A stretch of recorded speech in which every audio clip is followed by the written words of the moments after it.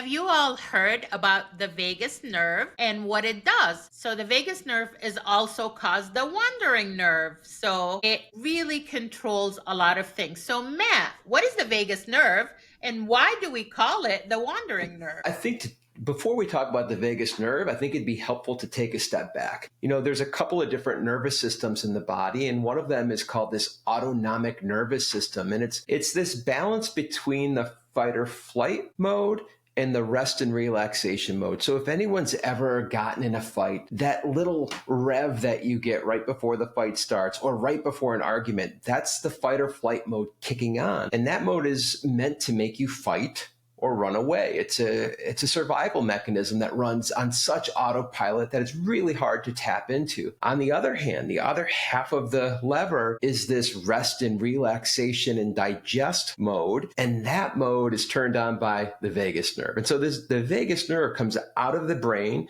and it comes down into the chest. It hooks onto the heart. It goes through the lung cavity and it goes to the guts, to the GI tract. And that's why it's kind of called the wandering nerve, because it goes just about everywhere.